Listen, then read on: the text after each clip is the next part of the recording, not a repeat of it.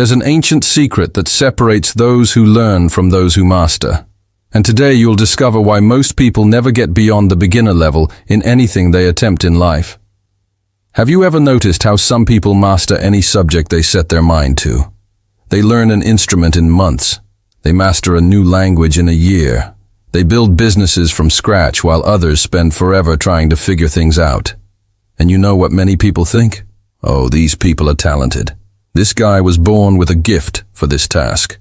You've probably heard someone say this kind of thing.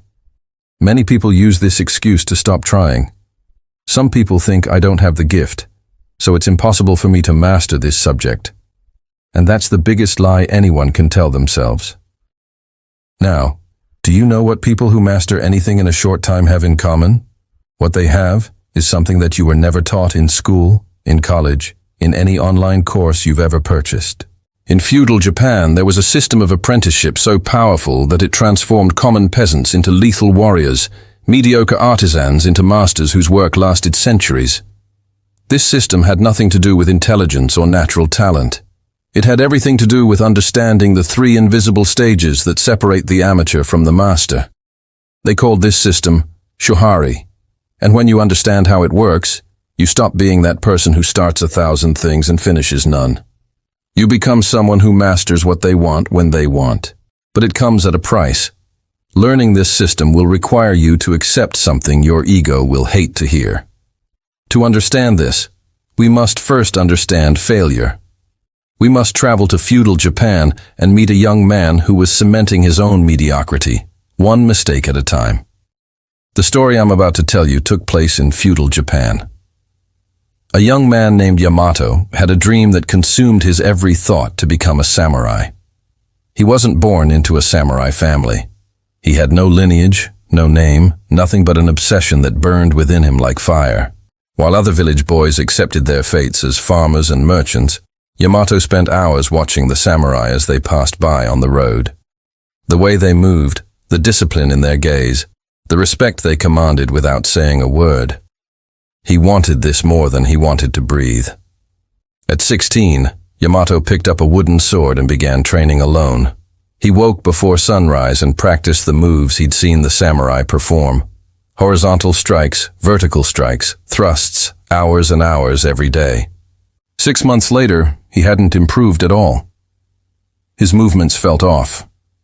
His body wasn't responding the way he imagined. The sword felt too heavy, too clumsy. The more he practiced, the more frustrated he became. He tried to study strategy by reading ancient manuscripts about famous battles. He memorized the names of all the classical techniques. He learned about Bushido, the samurai code of honor. He had no shortage of knowledge. But when he picked up the sword, it was as if all that knowledge evaporated. A whole year passed. Yamato remained just a village boy with a wooden sword and an impossible dream until the day everything changed. One afternoon, Yamato was practicing near the forest when he heard a voice behind him. Your feet are wrong. Your posture is wrong. Your breathing is wrong. Everything you're doing is wrong. He turned and saw an older man, gray hair tied back, deep scars on his face, and 2 swords strapped to his waist. A true samurai. Yamato felt shame burn his face. I'm trying to learn on my own, sir. I have no master. The samurai walked around him, observing. How long have you been practicing? 1 year, sir. And did anything improve? Silence. The answer was obvious. The samurai took the wooden sword from Yamato's hand.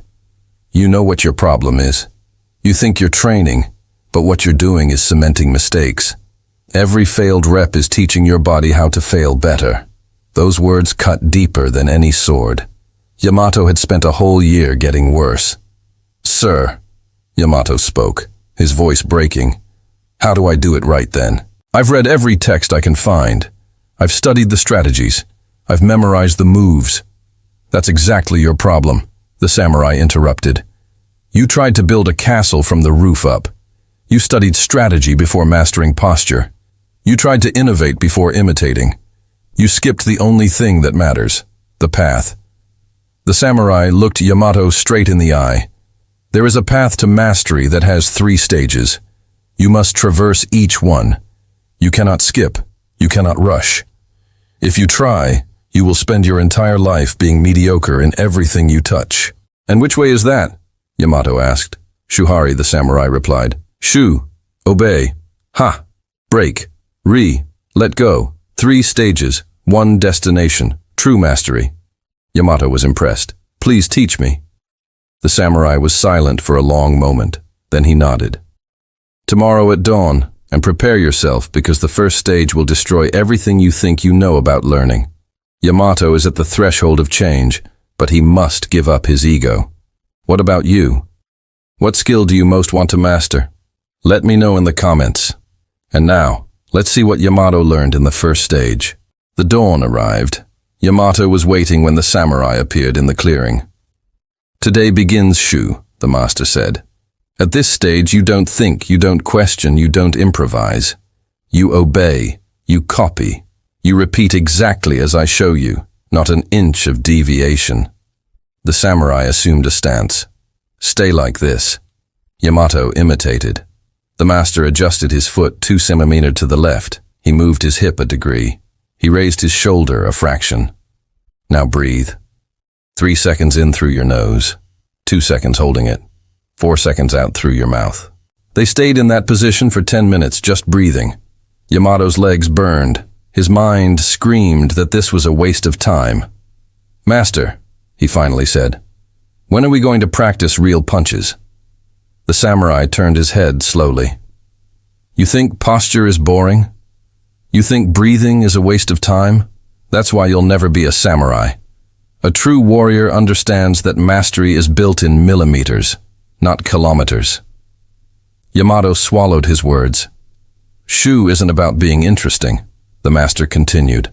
It's about obeying until your body understands what your mind can't yet.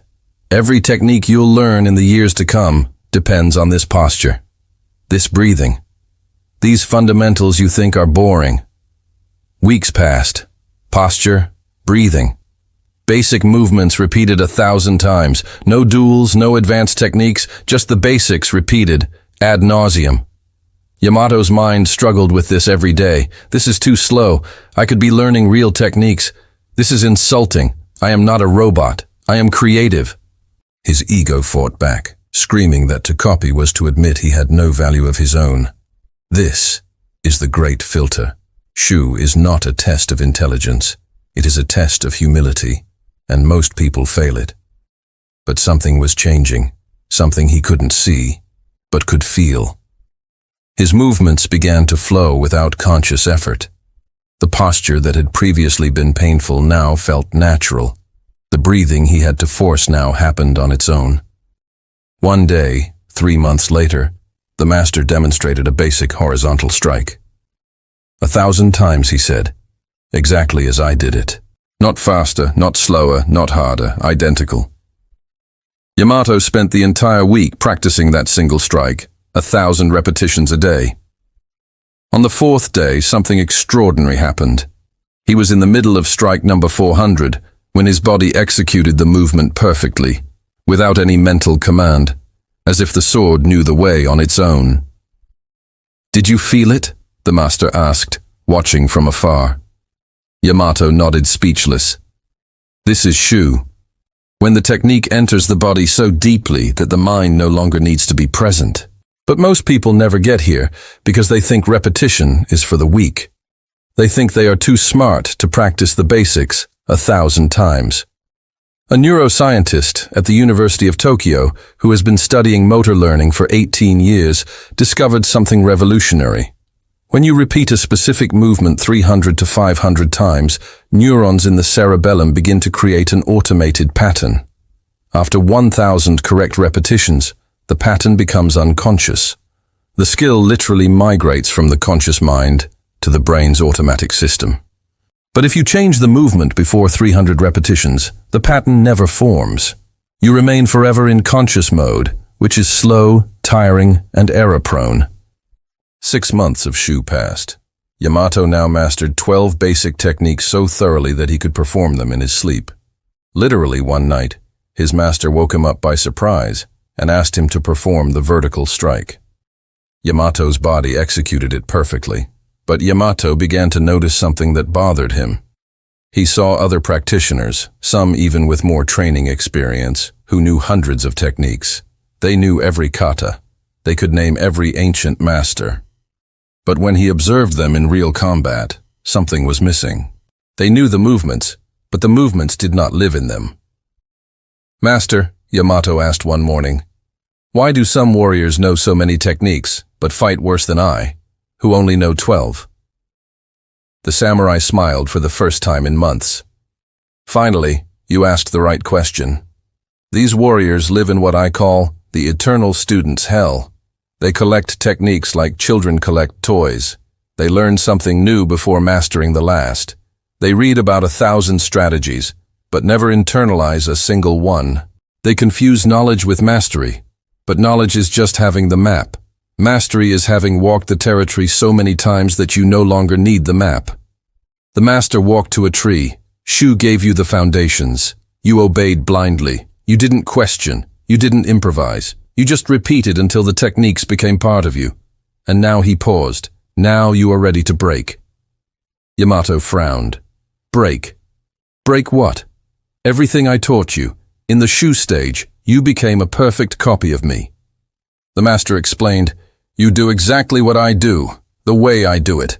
That gave you the foundation. But if you stop at that, you'll never be a true warrior. You'll just be my shadow." The samurai drew a circle on the ground. "Shu is this circle. These are the limits I have placed on you. Now comes the Ha stage where you break this circle. But be careful. Most people confuse Ha with rebellion. They break the limits not because they have mastered it, but because they are too lazy to master it. Ha is not about rejecting what you've learned. It's about understanding the whys behind each technique so deeply that you can begin to adapt them. You can combine them. You can modify them.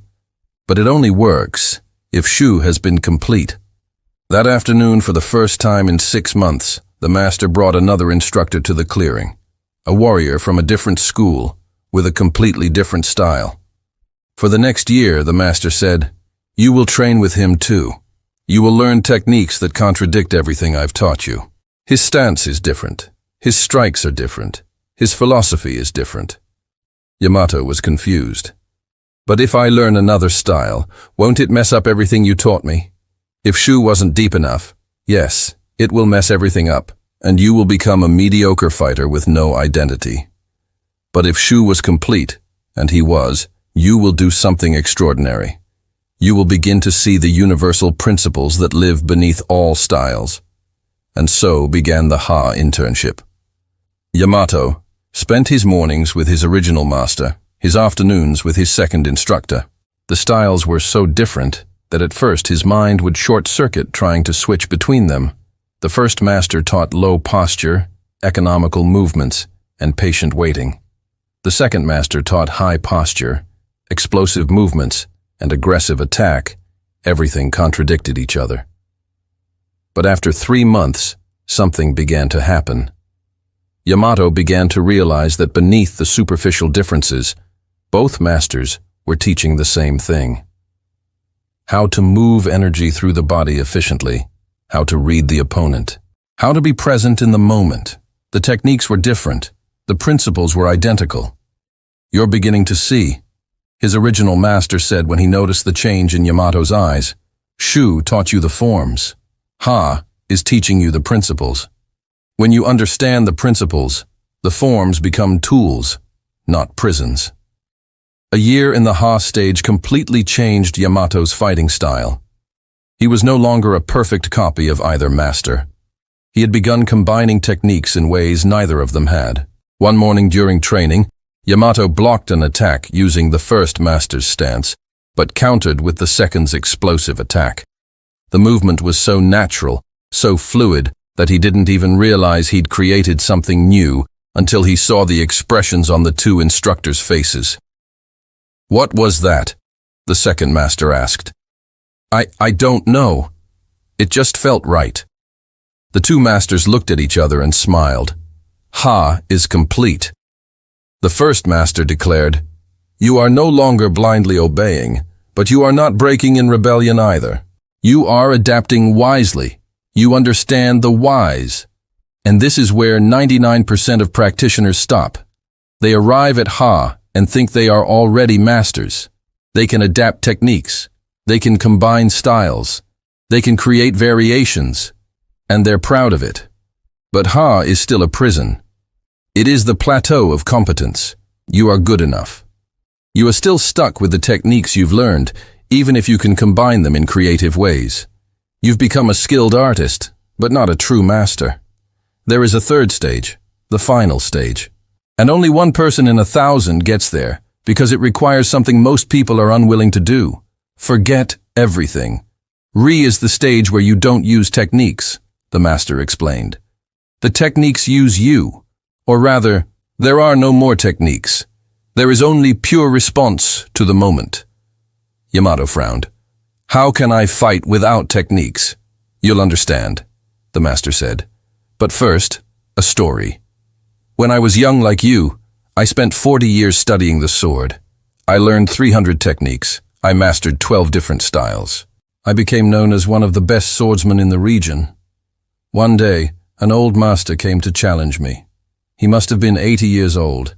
He could barely walk straight. I accepted the duel, thinking it would be polite. It would be quick. The master paused, the weight of memory visible on his face. He defeated me in 3 moves. And you know what confused me most? He didn't use any techniques I recognized. It wasn't style A, B, or C. It was nothing and everything at the same time.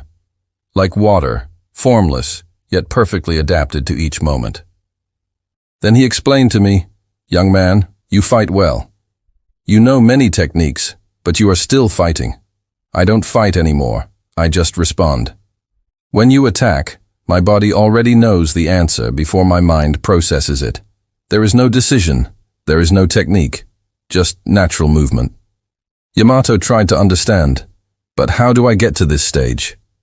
Time, practice, and most importantly, you need to stop trying. The next 5 years were the most frustrating of Yamato's life. The master no longer taught him anything new. He just made Yamato fight every day against different opponents, different styles, different levels. At first, Yamato was still thinking about techniques. Now I use the first master's block. Now I combine it with the second master's counterattack. His mind was constantly categorizing, deciding, choosing. But slowly over the years, something began to dissolve. The labels on techniques began to disappear. He stopped thinking. Now I do technique X and started just doing it. One day during a particularly intense fight against 3 opponents simultaneously, something broke, or rather something opened. Yamato didn't remember making any decisions during that fight. His body simply flowed. He blocked, attacked, spun, dodged, all without a single conscious thought. It was like watching someone else fight using his body.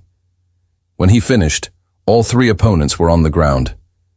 Yamato was breathing calmly, effortlessly, and he couldn't recall any specific techniques he had used. His master was watching from afar, a rare smile on his face. "You finally stopped fighting," he said. "But I fought 3 people." "No," your body responded. There was no you in there making decisions. There was just pure response to the moment. This is Rai. You have transcended the techniques. They are now so deeply a part of you that you don't even know they are there.